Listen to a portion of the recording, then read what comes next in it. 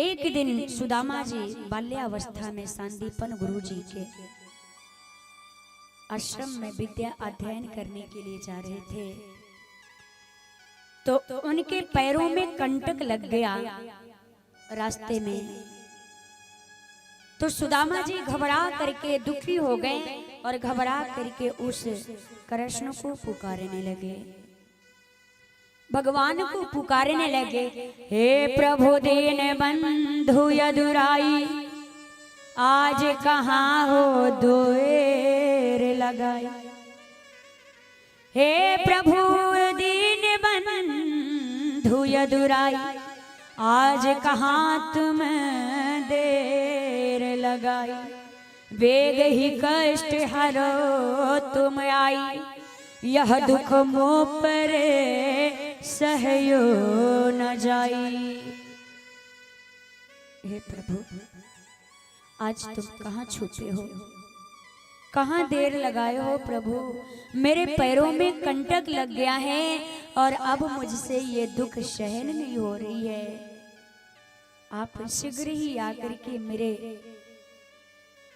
दुख को दूर करिए प्रभु।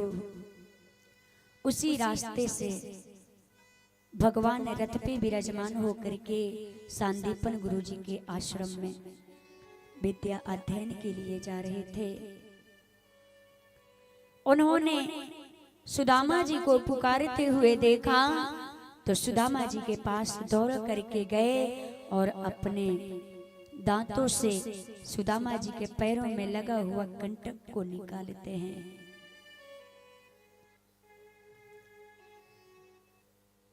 भगवान ने सुदामा जी से उस समय पे कहा कि हम आपसे मित्रता करना चाहते हैं, आप हमसे मित्रता कर लीजिए, मेरे मित्र बन जाइए।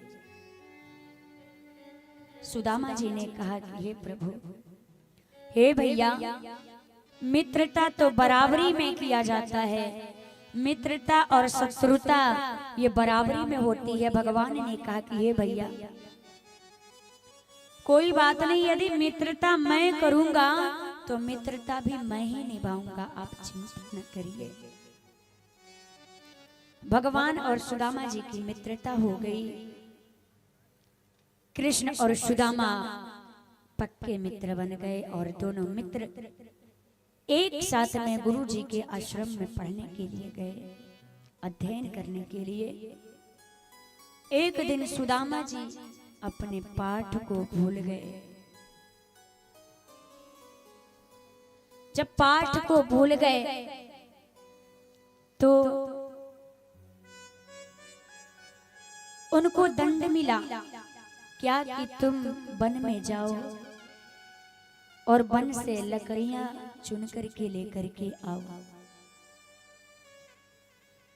भगवान कृष्ण ने देखा कि मेरे मित्र को दंड मिल रहा है और मैं भी तो मित्र हूं, यदि मित्र का सहयोग ना करूं तो कैसा मित्र। भगवान भी जानबूझ करके अपना पाठ भूल गए। उन्होंने कहा, जब पूछा गया तो मुझे भी याद नहीं है पाठ। भगवान ने भी अपने पाठ को भुला दिया। दोनों लोगों को गुरु माँ ने एक एक मुट्ठी चने और गुड़ दिया और भेज देती हैं, भूख लगे तो रास्ते में खा लेना। जब दोनों मित्र वहां से चले तो बहुत जोर से बारिश होने लगी। कृष्ण व सुदामा अलग अलग पेड़ों पे चढ़ जाते हैं बारिश के कारण। उसी बारिश के बीच में सुदामा जी को बड़ी जोर से भूख लगी। सुदामा जी जो चने लिए हुए थे, अपने हिस्से के चने को उन्होंने खा लिया। जब भूख नहीं मिटी तो उन्होंने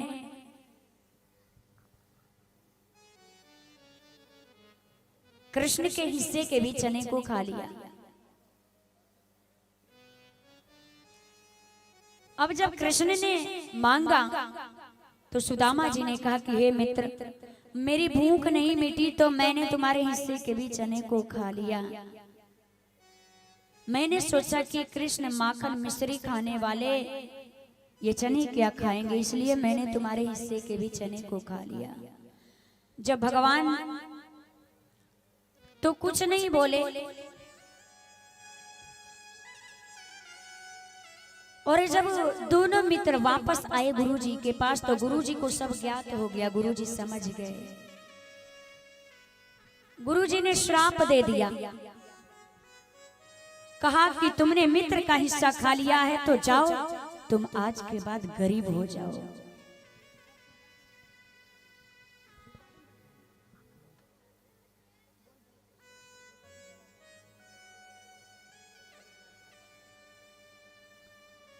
तो जब मित्र का हिस्सा खाया, तुम जाओ आज के बाद गरीब हो जाओ। उसी दिन से सुदामा जी गरीबी में जीने लगे और भगवान द्वारिका के राजा बनकर के द्वारिका में विराजमान हो गए। गरीबी में सुदामा जी जीने लगे। सुदामा जी का विवाह हो गया। उनकी पत्नी का नाम सुशीला।